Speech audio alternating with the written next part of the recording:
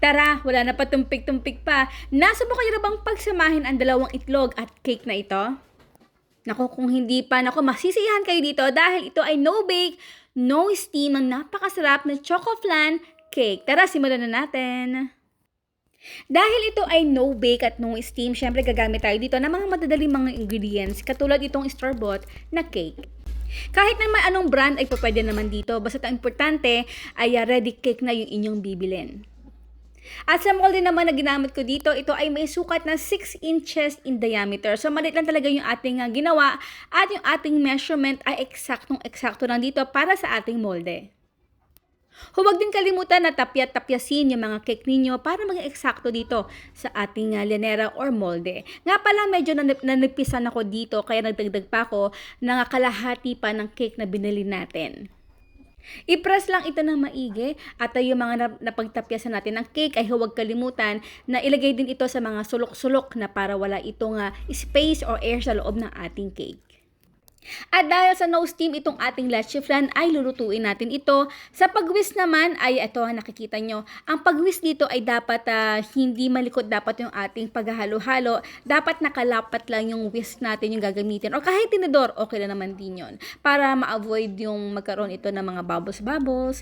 Ayan. So, paunti-unti natin dito nilagay yung ating evaporated milk. Sa tamis naman, condensed milk yung ating gagamitin. Tikman nyo muna bago natin ito lutuan mamaya dahil nakadepende yan sa tamis o kung ano yung gusto ninyo. Pero sa ating measurement ay saktong-sakto na para sa akin. At syempre para mag-set yung ating flan ay gumamit ako dito ng plain gelatin powder. Kung wala kayo nito, pwede tayo gumamit ng agar-agar powder. At ang nagdagdag din pala ako dito na pampakulay natin, gumamit ako dito ng egg yellow para tumingkita ng konti. Ito ay optional lang naman din. Haluin at dahan-dahan din dito ilalagay natin ang ating evaporated milk. At ang ating last ingredient ay ang tubig. Haluin lang natin ito at pagkasamahin natin yung ating first mixture dito sa ating second mixture. At para ma-achieve natin yung smoothness natin ng leche flan dito, ay sinala ko ito. Siyempre, pampatagal na nasa nalagay ako dito ng vanilla essence. Kung wala kayo nito, pwede tayo maglagay ng kaunting kalamansi.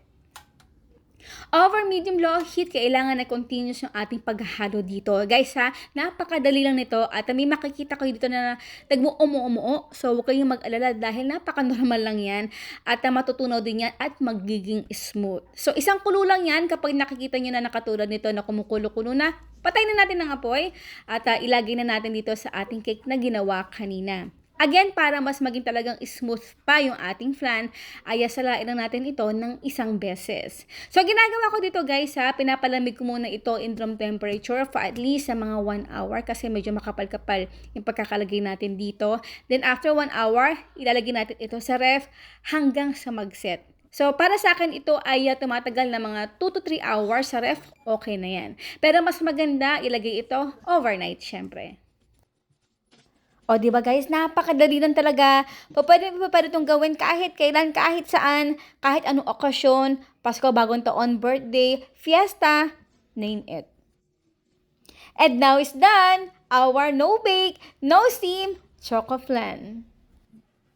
Aba, syempre, bago tayo magtikiman portion. Ay, wait lang pala. Ang dami-dami na natin nagawang mga no bake, no steam ha. Dito lang yan sa Ang Sarap Grabe at iba't ibang flavor pa. O, di ba? And now is done our no bake, no steam choco flan. Aba, syempre, bago tayo magtikiman portion, ang tanong ni Mami Shirley, anong kulay ang ginamit natin dito sa paggawa ng ating dessert? Ang inyong sagot, syempre, sa comment box section. Kain po tayo no bake choco flan.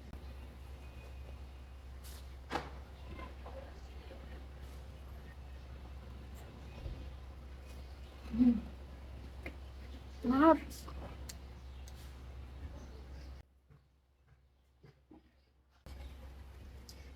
Yung flan na muna. Yung creamy. Ang sarap, grabe kayo.